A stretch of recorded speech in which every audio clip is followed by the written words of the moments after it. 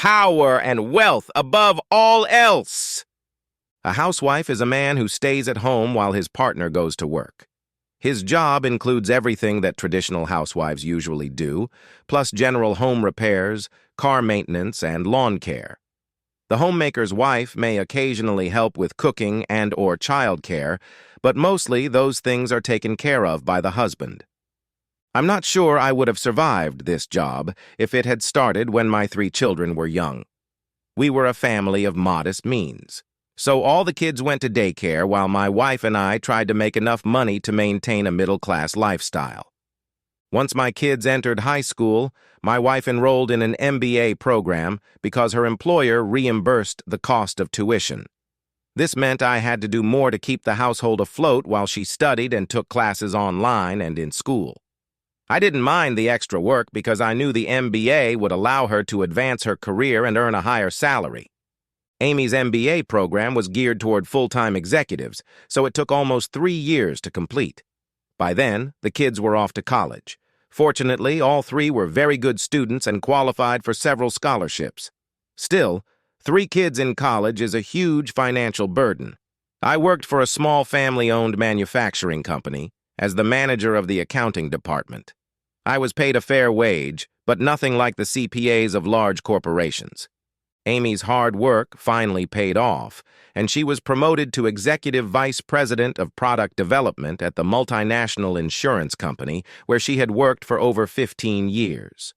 The new job meant she got a substantial raise, a car allowance, an expense account, and a share of year-end bonuses with everyone else in the corporation. Her new, unexpected good fortune couldn't have come at a better time. The economy had taken a sharp downturn, and my employer was particularly hard hit. They struggled for almost a year, and then sold the business to our main competitor. The new owners, wasting no time, gutted our facilities and closed the plant. The new owners offered me a job at their plant, but it was 300 miles away. The salary would be a little less than what I was making, which was about a third of what Amy was making, not including bonuses. I had no choice but to give up my job, and just like that, I was unemployed. I tried to find a new job and quickly realized that no one in our area was going to hire new workers until the economy improved. John, it's not the end of the world. I'm doing fine. We have enough money in college funds for the kids to finish school, so don't worry so much. I know, but I've worked all my life. I can't just sit around. Oh, don't worry. I have an extended list of expensive things to do that you've never had time for, so you won't have to sit around, she said with a smile. That's how it started. I became a stay-at-home mom at the age of 48. Amy's list was really extensive, and it took me the better part of a year to complete all the home improvement projects she suggested. As soon as I completed the house, she began the very labor-intensive landscaping projects. While I was working on our home improvements, Amy continued to climb the corporate ladder. She was promoted to senior EVP, and her salary was increased significantly. She loved her job and was highly respected by the other swells. She was often invited to parties and social gatherings where she socialized with the most influential people in town. Of course, I was required to accompany her to many of these events. I'm not sure when it first started happening, but very slowly I began to realize a change in the way Amy treated me at these events. At first, she insisted that I be attached to her, while she fluttered around having short, meaningless conversations with all the important people. Gradually, she began asking me to serve at our table or sit at the bar, while she worked the room. Soon I was spending most evenings entertaining the boss's wives or just sitting alone. Things finally became unbearable for me when she took me with her for the weekend to a beautiful resort. The first night she left me with my wives and was gone for almost 3 hours. The next day she informed me that she had several meetings with other top managers and board members. She said the wives had planned a spa day. Okay, fine. What am I supposed to do all day? I can't hang out with the women while they're getting mud baths and stuff. I don't know, John. Go camping or something. I have important things to do and I don't have time to entertain you. I held my tongue. I knew she was a little tense, but I swore to myself that this would be the last time she dragged me to one of these events. Okay, don't worry about me, I'll be fine. I ended up hanging out by the pool and at the little tiki bar next to it. I had just finished my second gin and tonic when I saw a few people come out onto the elevated terrace of one of the large conference rooms and take seats under umbrellas. I recognized Amy. She was accompanied by a tall gentleman with a sophisticated appearance. He put his hand on her waist and pointed to one of the tables at the edge of the terrace. I watched as they sat down and pulled their chairs closer together. He put his arm around her shoulders as she snuggled against him. None of the others approached them, and I watched as she kissed him gently on the cheek a few times. He smiled at her and leaned over to whisper in her ear. She giggled and slapped his arm while he laughed. This went on for 30 minutes. Then they got up and went back inside with everyone else. I went over in my head what I had seen. They were certainly much cozier than two married people should be with someone who is not their spouse. I noticed that they were only mildly concerned about their co-workers seeing their overly friendly behavior, which made me wonder what might be going on behind closed office doors. Although I had gotten to know all of her co-workers, I wasn't familiar with the guy she was with. I assumed he was a board member, but I had to check that out. I headed back to our room to pull out my laptop and do a little digging. It only took a few seconds to find a picture of Stephen Swenson, the chairman of the board of Mega Insurance Corp. Stephen was married to Margot Davis Swenson, daughter of William Davis, former director and founder of Mega NZ Corp. Now that was interesting. If anything, Amy is playing with fire. Old Stevie had married the boss's daughter, and her daddy was still the majority shareholder of the corporation. That night, Amy sat next to me at dinner. She chatted with several other EVPs and seemed to be enjoying herself. I talked to Diane, the trophy wife sitting next to me. I was surprised to find that she was attractive and had a wicked sense of humor. I enjoyed chatting with her and casting quick glances at the impressive cleavage she was displaying. After the tables were cleared, the lights dimmed and the music played. Amy took the moment to lean into my ear and explain that she would be dancing with a few of her co-workers. Those were the first words she'd said to me in over an hour. She didn't wait for my response, got up and headed to the dance floor with some guy. Diana spoke up. "You better get used to it. Us spouses are usually ignored in these things." "I can't believe your husband left you unattended amongst all those alpha males." She laughed. "I'm sure he's off dancing with the wife of one of the board members, trying to ingratiate himself as much as possible. He just assumes that some minor bigwigs will ask me to dance, and I will dutifully sing dithyrambs to each of them."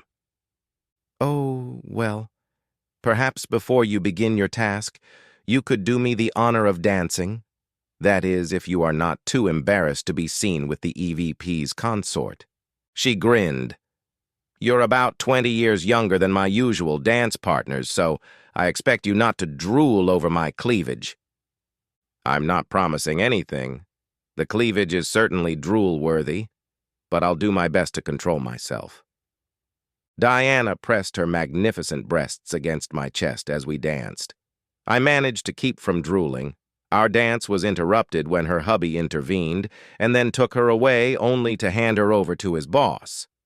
I think he wanted her to place her assets where he thought they could benefit him. I sat at the table and watched Amy dance with several board members before settling solely on Stephen Swenson. After their fourth or fifth dance, the orchestra took a break and she and Swenson walked over to his table. I thought about leaving but decided to watch a little longer. At one point, Amy looked in my direction and saw that I was sitting alone. A few moments later, she walked over to the table and sat across from me. "John, this must be really boring for you. Why don't you just go back to your room and I'll come over later after I've cleaned myself up?" "Ah, well, the orchestra is marvelous, and I'd hate to end the evening without at least one dance with my lovely wife. If you could squeeze me in line."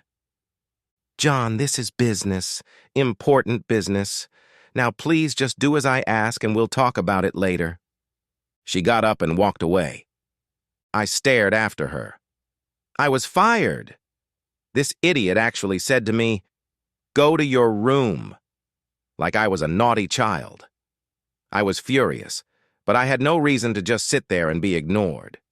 I waited a little while and then got up and left.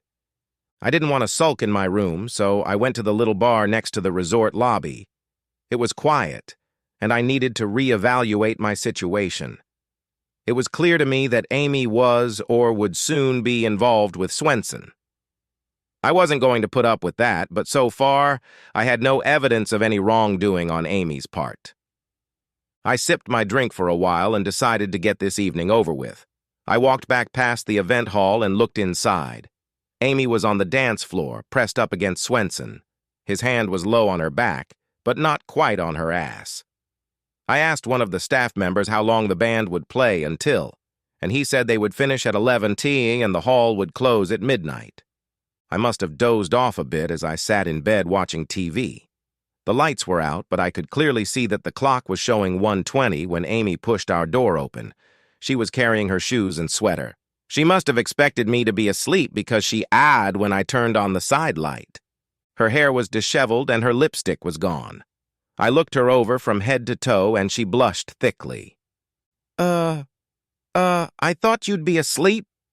I've only had 3 drinks all night. I'm pissed, not drunk. You want to tell me where you've been? You know where I've been. Dancing. I told you I needed to dance with my coworkers and show up in public. It's all part of the game, John, she said as if she were talking to a slow-learning child. Try again first. The orchestra left at 11 wow, so what have you been doing for the last 2.5 hours? Talking to Swenson. Margot's in Europe with her mother, so he's here alone. We went back to his room and talked about his plans for the company and how he thought I might fit into those plans. So you just spent 2 hours talking in his room and left me to my own devices. Then you sneak in here with disheveled hair, no lipstick, and heels. That must have been some seriously tedious conversation. Think what you want. I need a shower and some sleep.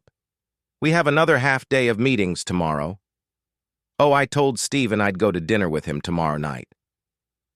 We have to leave in the morning, and your meeting ends at noon. What the hell are we going to do before dinner? She dropped her shoes and put her hands on her hips. You're going home. I'm going with Stephen back to his lake house for dinner. So you're leaving at noon to spend the day at his lake house? When do you expect to be home? I don't know. If it's too late, I'll just come back Monday morning. Damn it! You're not doing that. You're going to spend all day and all night making love to that asshole and then come home to me. First of all, I never said anything about making love to him, and second of all, this is my house, not yours. It belongs to me. I just stared at her with my mouth hanging open. When I finished all the work on the house, Amy refused to use her annual bonus to pay off the construction loan. She insisted we refinance the house. Since I was unemployed, I didn't have a mortgage, and Amy insisted that I not be part of the act if I wasn't on the mortgage. It pissed me off, but we planned to move soon after I finished all the improvements. I just assumed I'd be back at work by then and in the process of decorating the new house, so I let it pass. She stood there with her hands on her hips, a smirk on her face. I got out of bed and started to get dressed. I grabbed my suitcase and threw it on the bed. I jerked the drawers open and started stuffing my clothes into the suitcase. Now what? Are you going to run away? Where are you going to go? You have no home, no job, no money, so where the hell do you think you're headed? Amy, I'd rather sleep in my car than let you get away with this affair. I'm not gonna be your cuckold. I will divorce you. You stupid, stupid dude, you got nothing. Your ass belongs to me. I make all the money. Without me, you'd be on the street. Now stop being a big baby. I have to discuss this with Stephen tomorrow, and he's backing me for COO. That will double my salary and triple my bonus at the end of the year. I'll be able to buy us a really nice house in an upscale neighborhood. I don't want another house. I want a faithful wife who cares about me and us and our marriage. Please, Amy, don't give in to him. You don't have to do this. You can get a job on your own without making love to him. Amy shook her head, looked down at the carpet, and muttered, "Too late."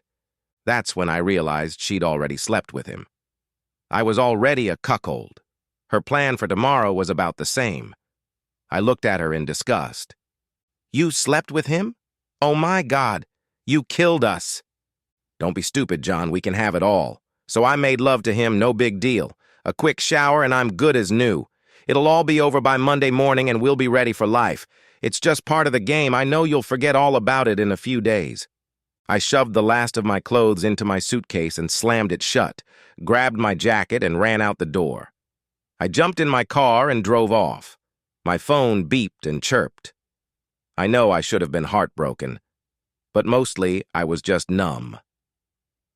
As I drove, the traffic thinned out.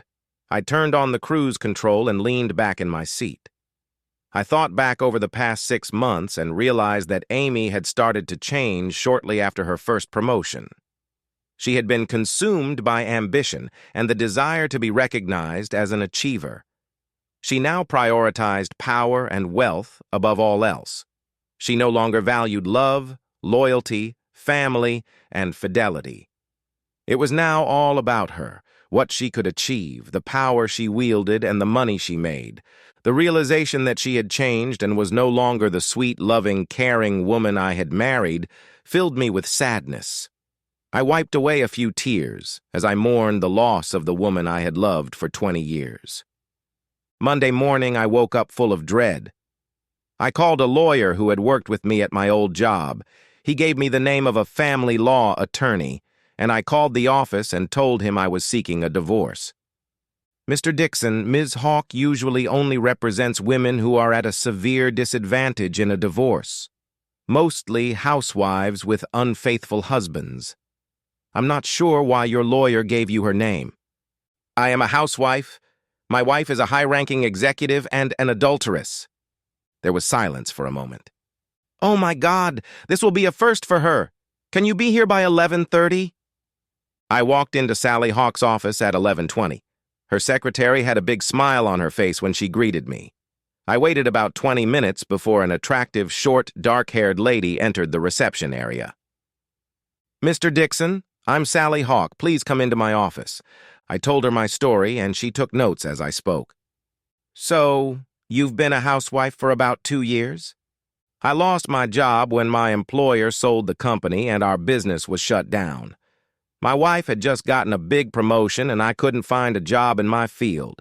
She convinced me to stay home and make improvements to our home. She planned to sell our house once I finished all the remodeling and buy a bigger and better house. Wait, so it was her idea for you to become a stay-at-home mom? Yes, she liked that I cooked, cleaned, did laundry, and set up the house while she was free to pursue her career. Great. So, when did you first start to suspect there was a problem in your marriage? Honestly, I only recently started suspecting that she was cheating, but looking back, I think it probably started almost a year ago. She confessed her infidelity last weekend, which is why I'm here today. Mr. Dixon, I'm sorry this is happening to you, but I promise you'll get through this, and I'll make sure you're treated fairly in your divorce. Now, you said your wife confessed to cheating. Do you have any proof of that? Did you record her confession? No, I didn't. From what I've observed, I assume most of her co-workers know what she's doing. Okay, while there is no fault in this state, I would like to get some evidence of her adultery to use as leverage in a settlement agreement.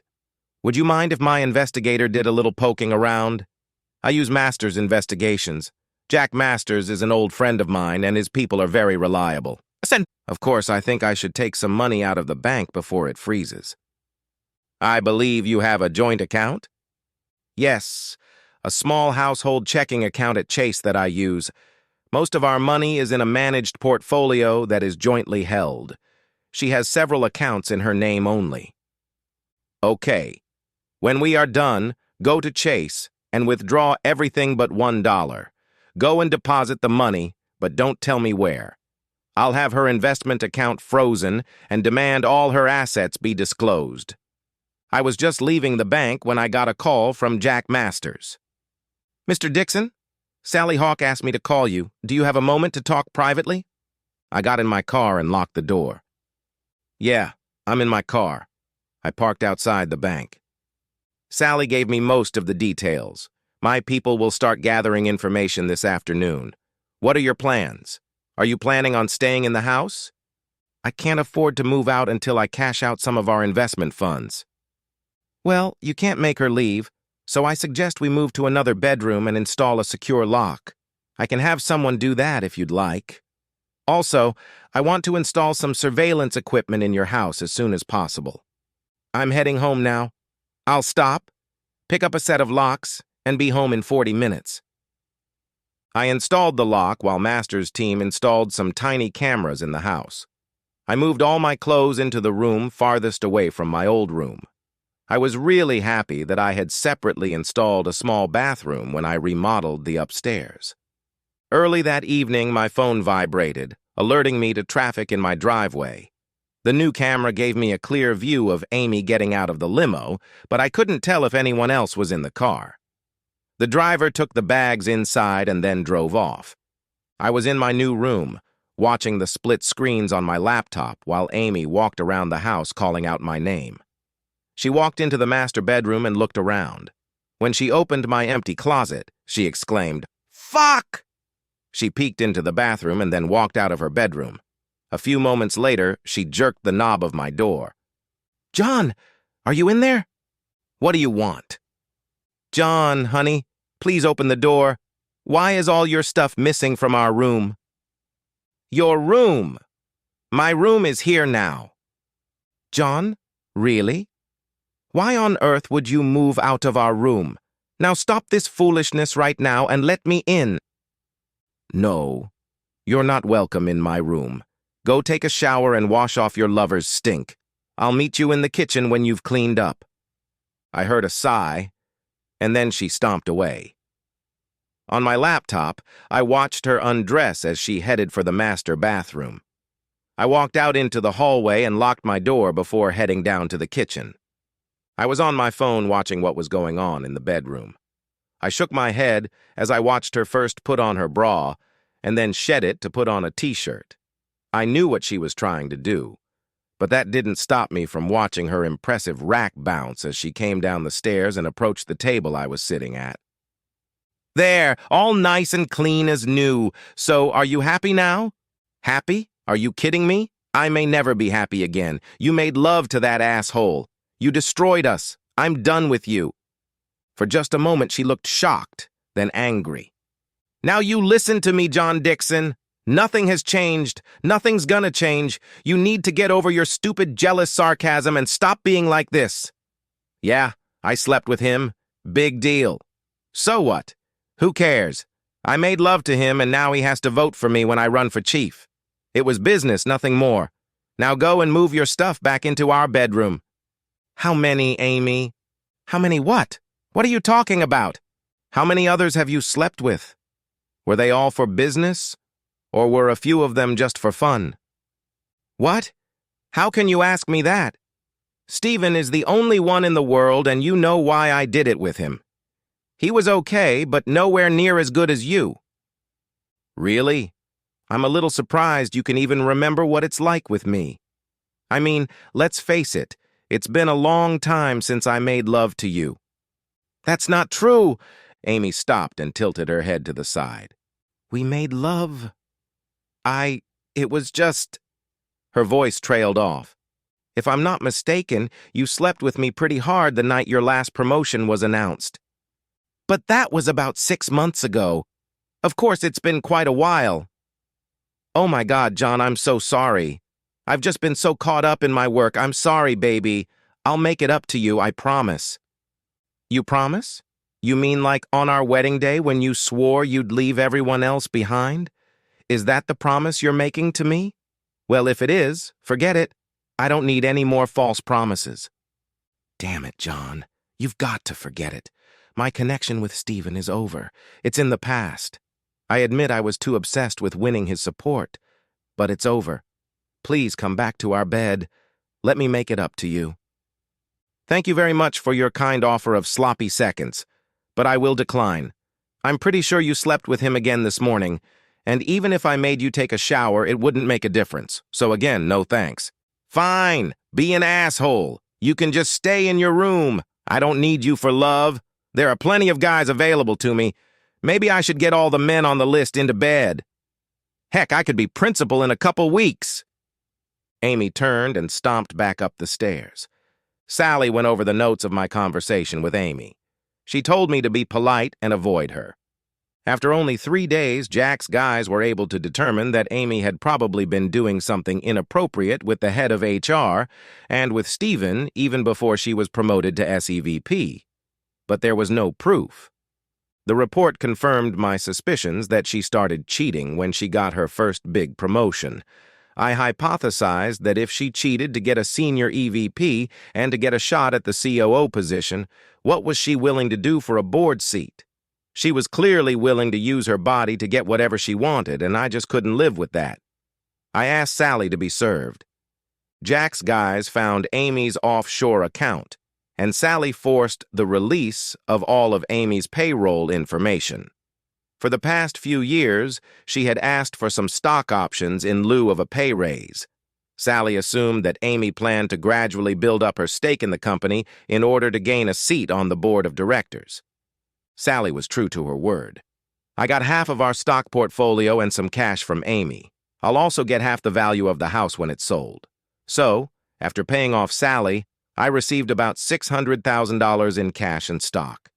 The house was appraised at $650,000, so Amy will owe me about $300,000 when it sells.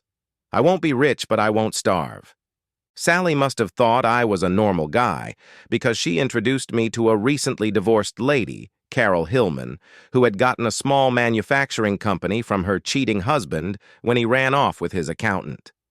Sally helped Carol realize that she didn't need a husband, but she desperately needed a good accountant, and she hired me after her first interview.